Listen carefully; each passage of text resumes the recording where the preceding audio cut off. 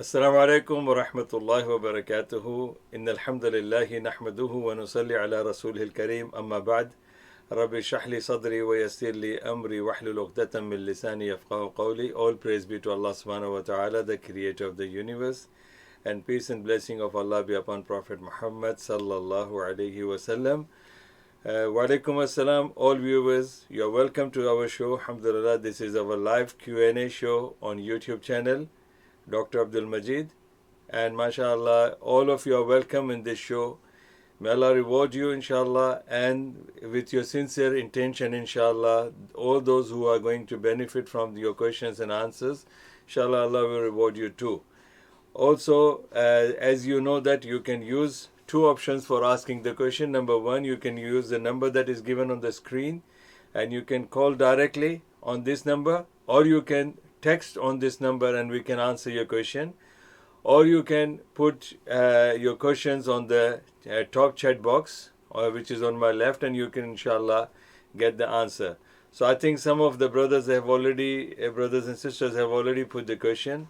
I was a bit late today for Friday prayer. What is the time for Friday prayer? Okay, the time is 12:15.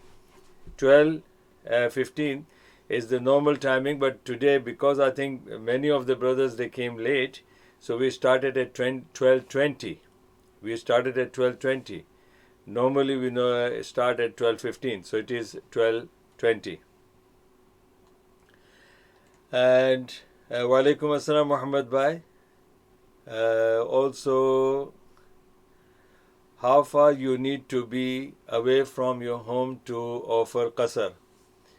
I read about different miles and period of stay. Please, if you guide. Okay, the thing is, there is no distance mentioned in the Quran or Hadith by Rasulullah sallallahu alaihi wasallam or by Allah subhanahu wa ta'ala. So that means the distance is not the... This is all understood by the Sahaba. Some of them have narrated the narrations that Rasulullah sallallahu alaihi wasallam, he traveled from Medina to a certain distance and then he started doing his qasr and jama'ah. So, but that is not certain, because this was not actually the Prophet who has prescribed that distance. The main point is, even Quran speaks about وَإِن كُنْتُمْ عَلَى سَفَرٍ أَوْ جَاءَ أَحَدٌ مِّنْكُمْ مِنَ الْغَائِطِ. This is one status. It says وَكُنْتُمْ وَمَنْ كَانَ مِنْكُمْ مَرِيضًا أَوْ عَلَى سَفَرٍ. Anybody who is ill or he is on the journey. So here the distance is, how can we make the distance if we are traveling in the ship? What distance are we going to make from our house or from the... Because nobody lives in the, near the sea. And if they have to travel, then that means they have going into the sea, and that's also a safar. So the actually distance is not known.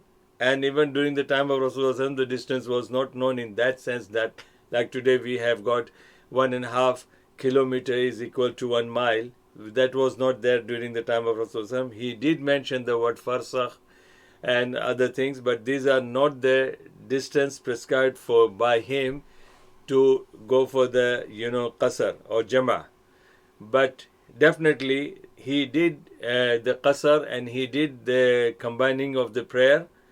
That means qasr means shortening of the prayer and combining of the prayer when he was traveling. So when you leave your hometown and you are moving to another town or another distance, another area, as a traveler, then you are considered to be a traveler regardless of the distance. It could be 3 miles from here. You are in Luton and you went to Dunstable maybe. But this is not your house. That's you are traveling from here to there, and then you are spending your time there. So you are a traveler there. And that is not your house. So that's not your residence place. So you can use all the concessions given to you, inshallah. Nazira Chaudhary, are we allowed to... Walaikum assalam wa rahmatullah. Are we allowed to buy our groceries from the Indian shops after what is happening to Muslims in India and Kashmir? It's your choice. Islam does not say anything like that. Normally, the kuffar used to boycott the Muslims when Rasulullah was preaching Islam. So they boycotted Prophet Muhammad for 3 years, and they did not do any connection or did not have any relationship with Prophet Muhammad Sallallahu Alaihi Wasallam. So that's the etiquette of the non-Muslims, that they normally do that. But our Prophet Muhammad Sallallahu Alaihi Wasallam, even the kuffar used to fight with him, or the Jews and the Christians and Yahudi, the mushrikeen used to fight with him. Still, the trading business, halal business trading, was done by Rasulullah. Even the Yahud who were in Medina, Rasulullah used to do the business with them. Your question is, if specifically you know that this particular man, he hates Islam and he uses this money, you have evidence, strong evidence, that he is using this money to, fight against Muslims and for killing Muslims, then definitely you can stop buying from him, because you're cooperating him and you're supporting him financially. But otherwise, generally, there is no harm, even if the kuffar of India, if they're fighting, killing, whatever they're doing, there is no evidence in the Quran or Hadith which say that you can't, buy, you can't do shoppings from Hindus' shop. Please also guide about offering two prayers together, like Zohar and Asr and Maghrib and Isha. Yes, when you are a traveler, then you have two options. Like for example, you have not left your house and you are planning to go to Birmingham or London when you are in Luton. So you can there are two options, and you are just living at the time of Zohar prayer. You can pray your Zohar and Asr in your house, and then you can go. So you don't have to pray Asr there.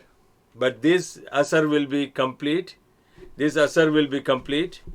And for 4 rakat of Zohar and 4 rakat of Asr.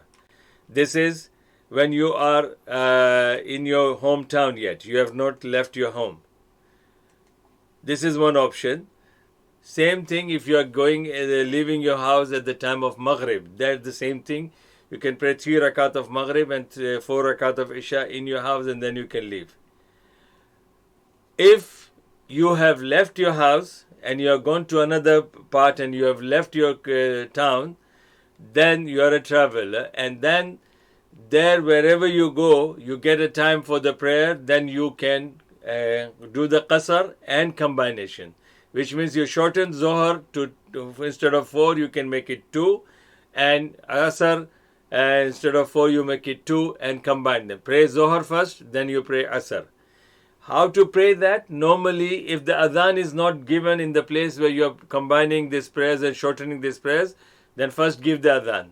Then give the iqama for Zohar prayer. Then don't give the adhan for the Asr prayer. After you have finished 2 rakat of Zohar, then give salam, assalamu alaikum rahmatullah, assalamu alaikum rahmatullah. Then give iqama for the Asr prayer and pray 2 rakat and then finish your prayer. So this is the best I can explain to you with regards to the traveling. If you are traveling and you have joined the imam in that place where the imam is the resident of that area, then you have to pray all your 4 rakat, and all prayers should be complete. Like for example, you are resident of Luton and you went to London. So now you are a traveler, but you prayed somewhere in London in a mosque where the imam is a resident. So in that case, you have to pray full rakat with the imam. Let's assume that you joined the imam at the second rakat. So you missed 1 rakat with the imam. So imam has finished his 4 rakat and he gave salam. You still have to complete 1 more rakat too, because now your ruling of your prayer is not yourself as a traveler. Your ruling of the prayer will be based on the resident imam. So this is how. And suppose if you are a traveler and you are leading the prayer, and the people told you to lead the prayer, so you can tell them, like Rasulullah when he was in Mecca, he told the Sahaba that I am a traveler and I will pray qasr. So after I give salam, the residents of Mecca can pray their complete prayers. That means if you are praying, you are a traveler and people made you an imam, tell them that I am a musafir, I am a traveler and I will pray qasr. So after you have prayed qasr and did salam, they can complete their remaining rakats. Alhamdulillah. Walaikum assalam. Sheikh, can a Muslim respond to Merry Christmas? Please explain how and why. Okay, this is actually, I read and I heard many scholars are saying, even in India they are saying, and many renowned scholars are also saying that when you say Christmas to Jesus or the Christians, then you are actually worshipping the way the Christians are worshipping, or you are participating in the idol like mushrikeen's festivals. First of all, I don't agree with that, because when these people are giving you greeting you, most of them, 90% of these Christians, they don't know, about the reality of Isa alayhi salam, whether he was born on that day or not. They only think that he was born, and to thank, their God, they celebrate this. Subhanallah. So, and if you listen to their songs, it's all praising about Jesus. So, when you say Christmas to them, or you say same to you, does not mean that you are celebrating. Does not mean that you are celebrating. Does not mean that you become mushrik. Does not mean that you are going against. So here, normally this greeting is, whether it is taqabbalallahu minna minkum, whether it is Jum'ah Mubarak, people, even they make a mess of, and confusions about people saying Jum'ah Mubarak, they say bid'ah, because it is part of ibadah, and the Prophet didn't do that. So all these things are totally, we people are missing one important point, that there are certain things which are really part of ibadah, and there are certain things which are part of culture. As a tradition, people used to just greet each other, and they don't have any intention, evil intention, to say like that. So even I say it is very simple. If somebody says, good morning to you, you can say same to you. If somebody says, the Christmas, you can say same to you. It doesn't make you kafir. Because if you get the chance to speak with that guy, then speak with him and be good to him, and then ask him, what are you celebrating? Is this Christmas? What is it about? Then you will get the chance to tell him whether it is right or wrong. But if you don't greet him, you don't speak with him, then you will, and if you become rude with him, then definitely he will not communicate with you. So according to my understanding, there is no harm giving, greeting them by just saying same to you. Same to you is not worshipping, their gods, or going against, is tawheed and following the shirk. Okay. Assalamu alaikum, Sheikh. How many days can you shorten and combine prayers? As long as you are a traveler. If you are not sure that how long you're going to be, normally in Sharia, the travelers are counted as, for example, I traveled to my mom's on a different continent. How many days after arriving can I shorten and combine? It's very simple. It's very simple not to get confused. When you are traveling, on the way, you are a traveler. When you reach your mom's house, now you are no more a traveler there, because now you are a guest for them, and for after 3 days you will not be considered as guest even for them. Rasulullah has said that when the Sahaba used to perform the masa on the socks, he said that those people who are performing the masa on the socks, for the residents it is 1 night and 1 day, and for the travelers it is 3 days and 3 nights. So it's all 3 days maximum. But if you are certain about it, then automatically that now you are no more a traveler. You have everything, all the access to that, what you normally have access to your house. This is a different case when you are staying in a hotel. If you are staying in a hotel, then you are still a traveler. But when you went to your mom's house, you are, after 3 days, if you have the intention that you're going to stay there for more than 3 days, then you are no more a traveler. You complete your prayers in the house with your mom or with your family or by yourself, and you have to pray all the complete prayers, and you can pray all the prayers on time, inshallah. Because then how the people of the cave that are mentioned in, Salam Sheikh, is it permissible to have dogs? Because then how the people of the cave that are mentioned in Surah Kahf have dog? First of all, the Sharia of those people are different than our Sharia. The rulings, what is halal and haram for them is not exactly halal and haram for us after the Rasulullah has brought the Sharia to us. This is one thing.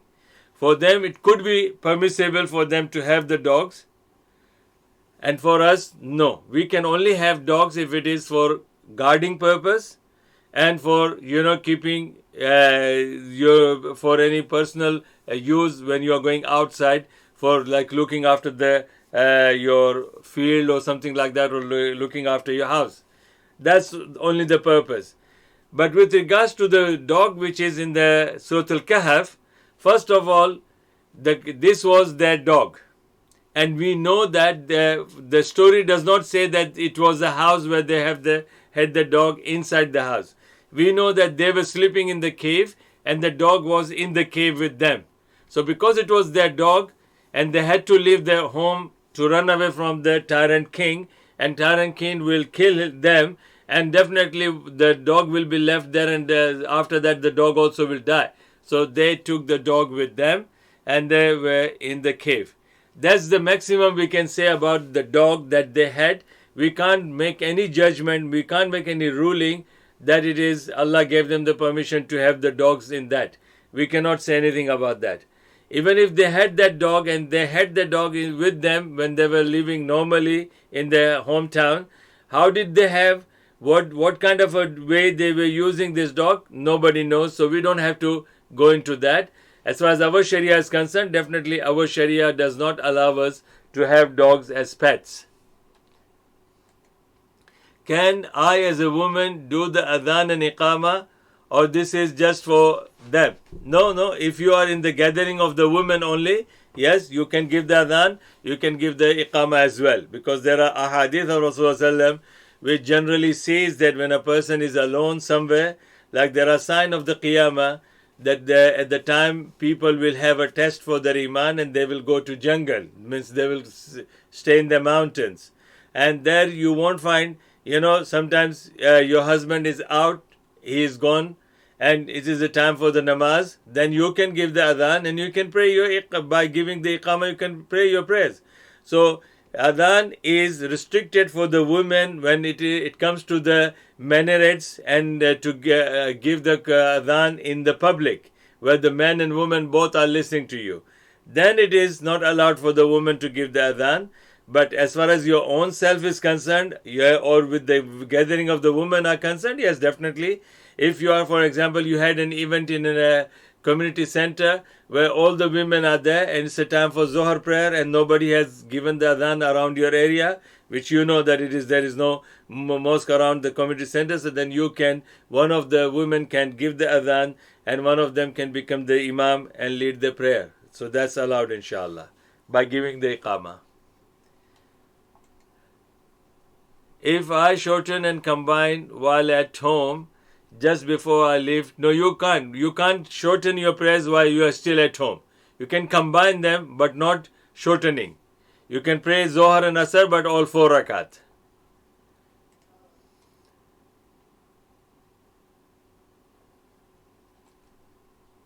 Can Muslims greet each other with cheers for fun? Like, for example, when party ways, clashing, halal drinks. Now these things are actually not from the etiquette of a Muslim. Rasulullah, they used to drink milk and they used to drink the drinks using cheers instead of thanking you.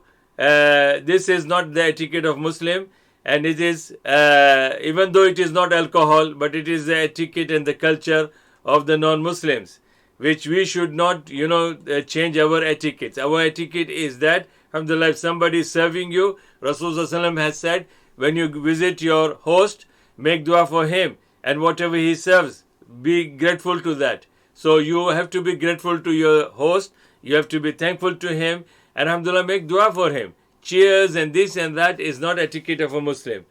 Okay, if I shorten and combine while at home, just before I leave to the airport, do I have to redo both prayers as I shortened both? but now I hear shouldn't have done this. Yes, of course, you have to repeat your prayer, but you have to repeat only 2 rakat of each. You don't have to repeat the whole 4 rakat, because you prayed 2 rakat. Like Rasulullah, he prayed Zohar and he forgot to pray 4 of them. He only prayed 2 and make salam. And when he came out of the masjid, Sahaba told him that you forgot to pray, or maybe the prayer is shortened or you forgot. He said, I didn't forget, I didn't forgot, and I didn't even, shortened it. But Sahaba said, yes, it happened. And then he got the witnesses confirming what happened with him. Then he went in the masjid, he gave the iqamah, and he completed another 2 rakat. So he didn't repeat the whole prayer. What is one supposed to do when they come across a sajda line symbol? Yeah, I have already answered this last time. Mashallah, since I think you have come for the first time.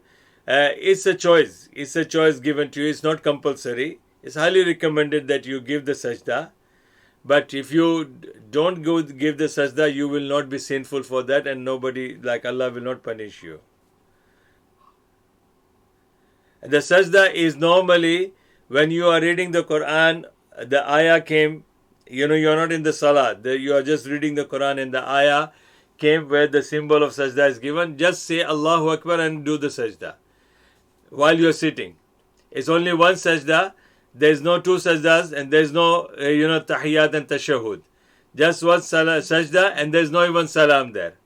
This is one thing. Second thing, when you are in the namaz, then when you are reading the surah and you came across the ayah of the sajda, just say Allahu Akbar, go down, perform your sajda, and get up, say Allahu Akbar. Allahu Akbar is also not from the sunnah, but sometimes if you are an imam and people behind you, they don't know what you are doing, and they don't know, because majority of the Muslims, they don't know what Quran is. They don't even know how to read. And let alone if they come across the ayah of the sajda, they won't know anything. So you just to make that understand that this is ayah of sajda. So when Imam is saying Allahu Akbar, he goes to the sajda, the line behind him will follow him. Then it goes on to the back, the same thing. So this is one issue. The second issue is that normally it is not fard, it is sunnah. That means if you want to give the sajda make the sajda, you can. You don't have to. If you don't do it, you will not be sinful and you will not be punished for that. When it is necessary to do the adhan, when is it necessary to do the adhan? When it is the time for the salah. Whenever it is the time for the salah and there is no adhan given in your locality, you have to give the adhan. Is it ever possible for boys and girls to be friends? Not that I know in Islam. Boys and girls can only be friends if they are brothers and sisters and mahrim, and they are young boys and young girls, so they are like as good as friends. But if you are talking about boyfriends and girlfriends, then there is no such concept in Islam, and it is haram, and it is minor kind of zina.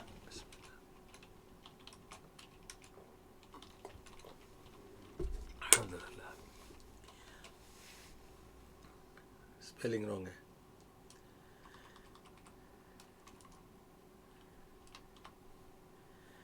If they are just friends, in that, like when you are working in the office, when you are working in the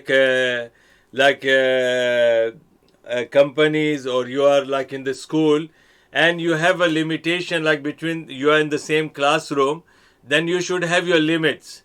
You should have your limits that unnecessarily the boy should not speak with the girl and girl should not speak with the boy for no reason. That could bring more steps ahead than that can be changed to a different relationship. That's not allowed in Islam.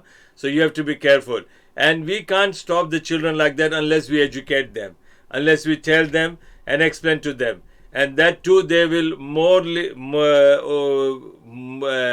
they will see how we are relating ourselves and how we are behaving when we have parties and the events going on in our houses. When we have mixed party, when we have, the women and men, they get together and they are talking and they are not mahram, but it's a mixed gathering. So the children will pick up immediately. They'll see, okay, my mom is talking to that man and that man is not her mahram. Or maybe that man is not our relative. Or my daughter, my sister is talking to that person. So they learn this. The kids generally learn from the brothers and sisters. When the sisters are wearing, indecent dresses in the house, the younger sisters will develop that etiquette and they will follow them. Same thing when the older brothers who are misbehaving and, not properly behaving, decently behaving in the house, the younger brothers and younger sisters will take that as an advantage and they will learn immediately from them. So because shaitan is very much alert in that and make them, observe those kind of things. So we have to be careful with that. Christmas Day, I was invited by my family to have Christmas dinner. I didn't go as I didn't feel comfortable having this food. Was I correct? If your family is Muslim and they are inviting, for Christmas dinner, so what are they serving in the dinner? Are they mentioning that in the name of Father, the Son and the Holy Spirit? If they say that, then this food is haram. Even if it is not on Christmas Day, any day. Any day. If it is mentioned in the name of Ram, Lakshman and Sita, it's haram. If it is mentioned in the name of Abdul Qadir Jilani and Ali and Fatima and Zainab, it's haram. It has to be in the name of Rasulullah, in the name of Allah subhanahu wa ta'ala. So if these people are serving in the name of Allah and they gave the name as a event of Christmas dinner, I still avoid it because it is that occasion itself is showing that you are celebrating the Christian festival, which we should not do that. If somebody invites you, you don't have to go there and you can make yourself very clear that no, I am not available for that. What is the line symbol? Line symbol is that there is a word and it has got a line on the word that shows, and then afterwards there will be like a minaret picture, minor minaret picture will come up and which shows that this is the sajda here. This word is actually where the sajda will come for you in the salah. That's called the line symbol, which means the word will be there, or the line will be under the word or on the top of the word to say that this is the sajda here. If you are not well and there are some other problems, is offering only 4 farz of Isha complete your prayers? Yes, definitely. Alhamdulillah, at least which are the prayers which are required of you. If you have done that, that's sufficient. Because a man came from a countryside and he said, Ya Rasulullah, how many farz prayers Allah has prescribed upon me in the day and the night? And Rasulullah only mentioned 2 Fajr, 4 Zohar, 4 Asr, 3 Maghrib and 4 Isha. And he said, these are the only farz prayers which Allah has told me to offer. And Rasulullah said, yes. And he said, O Rasulullah, be witness, inshallah, I swear upon Allah that I will not decrease, I will not increase anything of that, and I will stick to this. 2 Fajr, 4 Zohar, 4 Asr, 3 Maghrib and 4 Isha. And he left. Then Rasulullah said that if anybody wants to see somebody from the Jannah, look at this man. So it shows that if you stick to your farz prayers, inshallah, you will still go to Jannah for that and you will not be punished for it if you don't pray your sunnahs. Sunnahs are recommended, good, better and best. It is best. But if you don't, then it won't take you away from the rank of good. Please, can you always do more these live Q&A sessions? My sister Sid, mashallah, I have got more than 30,000 subscribers. And once in a week I'm coming and you can see how many viewers are there, how many people are watching. So imagine if I start doing this every day, I think we won't get even one number, the watchers. So alhamdulillah, jazakallah khair for your time, but you're most welcome.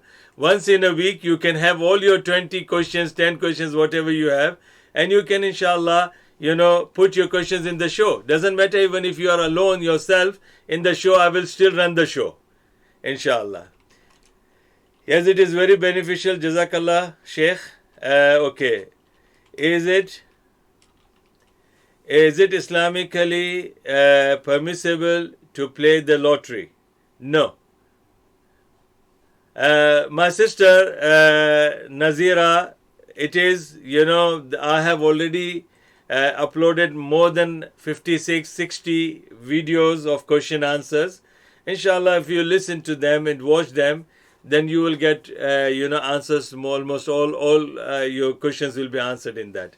Islamically, Allah subhanahu wa ta'ala has said in Surah Al-Ma'idah, verses 89 and 90, إنما الخمر والميسر والأزلام والأنصاب والأزلام رجس من عمل الشيطان فاجتنبوه لعلكم تفلحون. This verse is very clear that Allah subhanahu wa ta'ala is saying that gambling, the alcohol, gambling, and serving anything by Allah's name, other than Allah's name, or casting out the arrows, all these things are haram in Islam, and this is the handiwork of shaitan. Keep yourself away from it so that you can be successful. So Quran has made it very clear that the lottery, if it is a lottery, then it is haram. But there is a difference when you are buying something which is the original price is £1, and you bought something and you got the coupon in that, and then you put your name in that, and you put into the box, and the draw was made and your name came up, and you got £1,000 as a gift from that draw. Then this is not lottery, because this is not something you paid extra money to buy that lottery. It is like a coupon given to you, and you just participated in that draws. So that's permissible, inshallah. What should I do? What should I say when I do the adhan? How long after do I have to do the iqamah?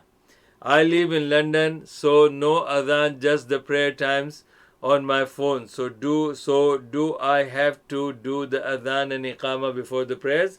Yes, my sister, alhamdulillah, if you are in the house, I don't know your sister or brother, but alhamdulillah, if you are in the house and there is no adhan given here and there, but if your mobile gives the adhan, then that's also sufficient. So all you have to do is that if you are waiting for somebody to join, like your brothers or sisters want to pray in the combination together in the congregation, then you can wait till they get ready. Otherwise, if you are alone by yourself, then immediately after the adhan, you can pray your prayers, inshallah. I have not done adhan and iqamah before any prayers of 4 years in London. Does this mean all my prayers were wrong? No, adhan and iqamah, they are not fard. And they have nothing to do with the requirements of the prayers inside the prayers. These are, outside the prayers, and these are all before the prayer, and it is just to give the announcing that the time of namaz is started.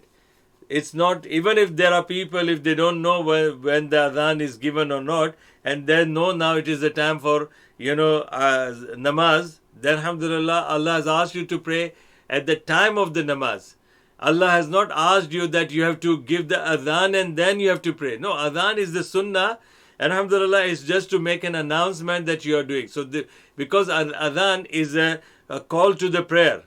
It's a call to the prayer. So just to announce it, but it does not mean that if you don't give the adhan, your namaz is not valid. Like for example, you went to the masjid while you are traveling, and there's a empty place where they have the place for worship, namaz, salah, and you went there, and now you don't know whether the people have given the adhan here or not, and it's the time for the namaz. You just pray your namaz, doesn't matter. You don't have to. So it's just like following the system, the sunnah of Rasulullah, because he did tell the Sahaba that when you are somewhere in the jungle and you don't have any regular imam or any regular masjid where people are regularly giving the adhan, then when it is the time for the prayer, give adhan and then give iqamah and pray. That's the reason. But alhamdulillah, as long as what you have done is, so far inshallah, it's all correct. Because you already said that you have iqama or adhan in the phone. So alhamdulillah, never think that your salah is not valid. Are you allowed just one person you can confide in if I'm having family and work colleague problems? Is this categorized as backbiting? Alhamdulillah. Just one person to talk to or avoid becoming depressed. Your question is not clear, my sister. I don't know. Nazira, your question is not clear to me. Please elaborate more in your question, inshallah. As a college student, how can I balance my life practicing Islam and succeeding academically?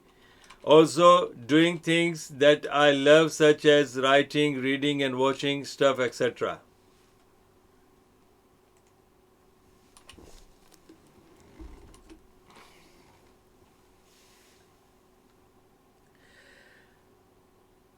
Okay.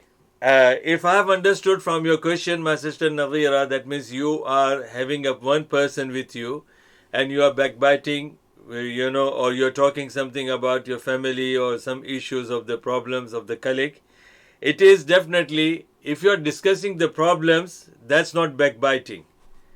But if you are saying, okay, my boss is bad, but you don't give the reason to that, just because he's angry at sometimes at your work, or sometimes you have done something like that, and then you say that your boss is, you're talking ill about your boss, then it is definitely a backbiting.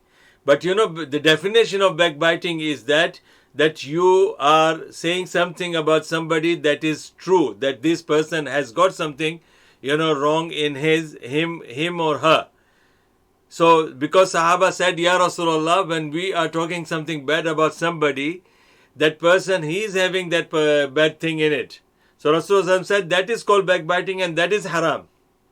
If you are saying something bad about the person and that is not there in him or in her, then you are not backbiting, you are slandering, and that is worse than backbiting.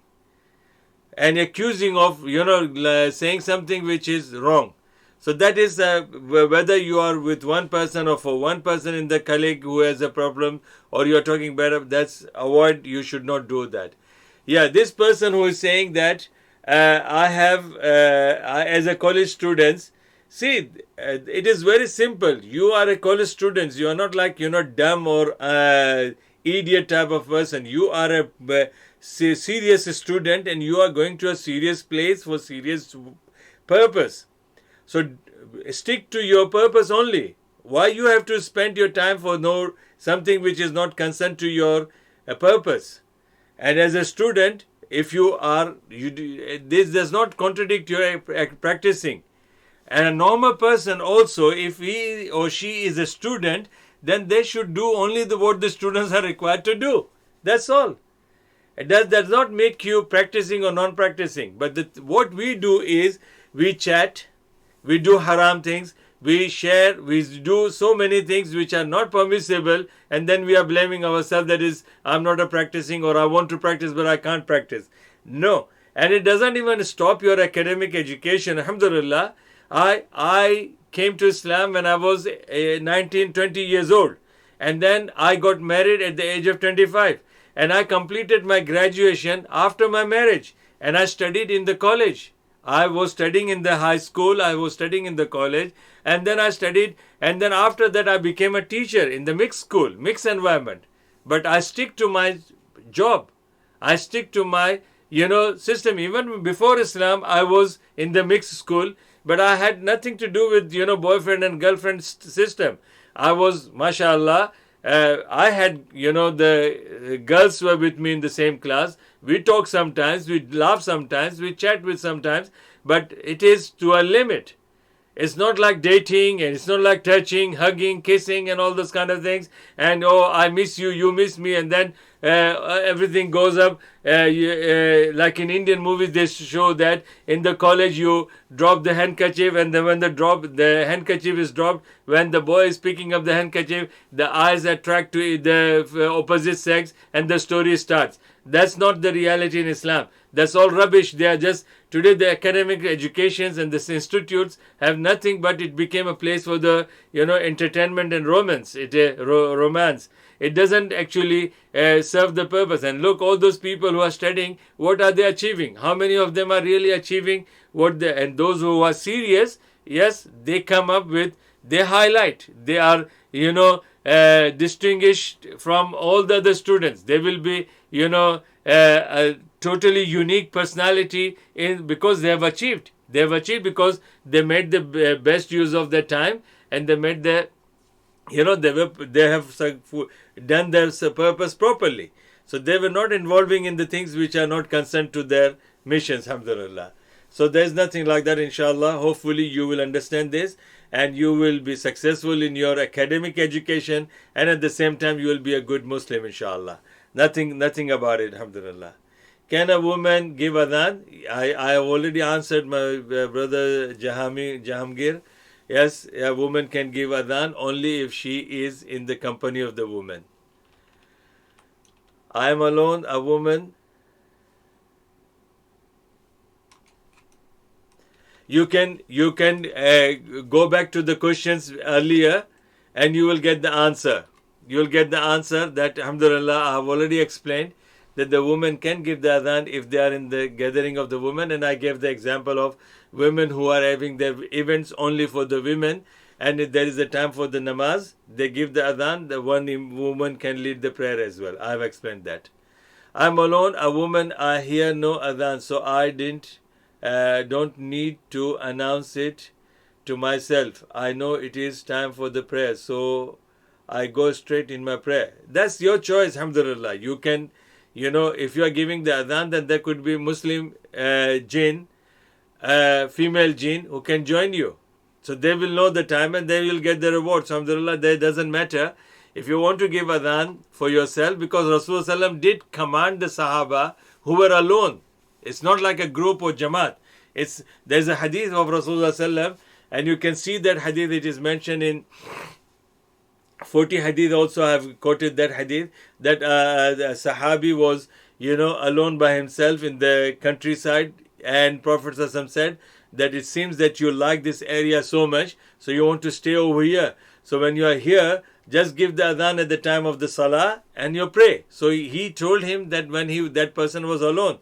So being alone or not alone, it doesn't matter. Alhamdulillah, adhan is a sunnah to call for the prayer, and alhamdulillah, it's a sunnah. Rasulullah didn't say that you can only give the adhan when there are people, and you can only give the adhan when people are hearing you. You can give the adhan at the time of the namaz, because it is the time it is a call for the prayer, inshallah.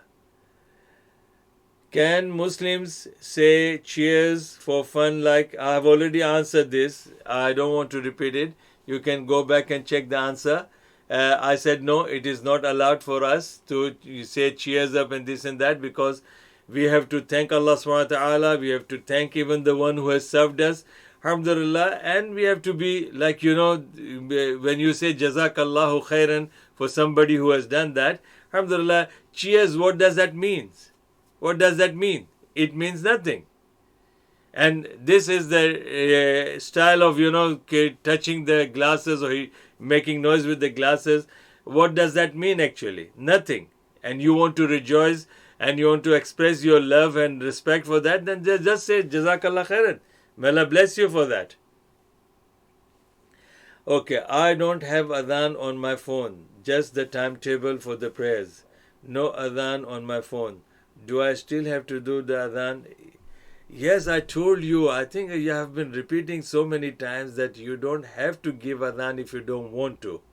But if you give the adhan, it is the sunnah. This is what I said. The Rasulullah sallallahu alaihi wasallam did tell the Sahabi, he was alone, he didn't have phone, he didn't have adhan in his phone, he didn't have any contacts and nothing. So Rasulullah sallallahu alaihi wasallam just told him that this is the time for the adhan, and alhamdulillah, I will send you the link of my video where I have spoken details about the adhan.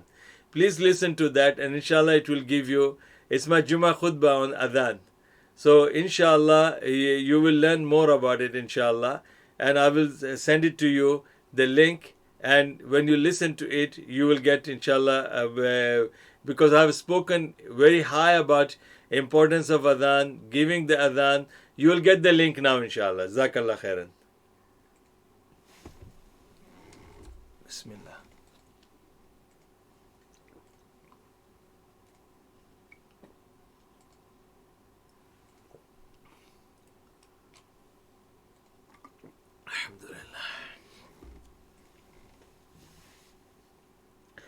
So all those brothers and sisters who have got same issues related to the adhan, they can please click onto this link of mine. And there are 2 khutbahs about adhan, alhamdulillah, merits and virtues of adhan, how to give the adhan, and what are the etiquettes of giving the adhan and all that. So alhamdulillah, I've explained who will give the adhan. All that things are clearly mentioned. So please listen to that, and inshallah hopefully it will give you the complete answers to that, inshallah. Jazakallah khairan. I am Maji. I used to ask you questions on Islam channel. I have problem that if I concentrate on the meaning of the Quran while praying, I forget the ayat. What shall I do? Now, alhamdulillah, all you have to read the Quran, what you're reading, you should know what you're reading. Alhamdulillah. So, Maji, mashallah, Maji is like a mother, and whenever she used to call on Islam channel, I used to address her as Maji. Maji means mother. So, this is Masha, this woman, Masha, she is joined us here.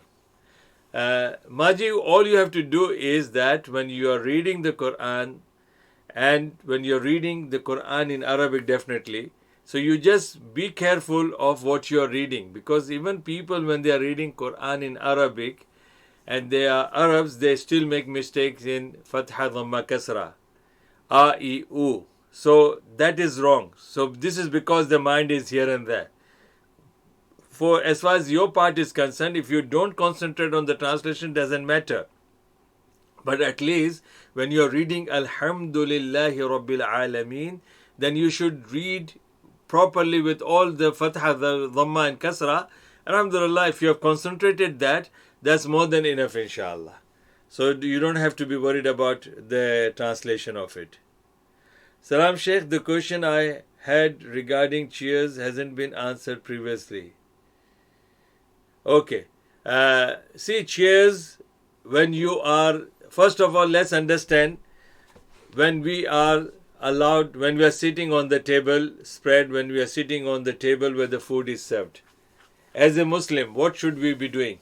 We should be thanking Allah, making dua for the host if we are invited as a guest, and then we eat with Bismillah, and we eat with the right hand, we eat with the things which are in front of us, close to us and in our side, and alhamdulillah, the same way we do the drinking. But this cheers up and this and that is not the etiquette of a Muslim. This is, you know, I know that this is something which people are, ungrateful to Allah and following the etiquettes of people who do not even thank Allah for what they have been given, what they have been served. So that's the reason I say cheers and this and that, even for joke and fun, is not allowed in our religion. Barakallah fiqh.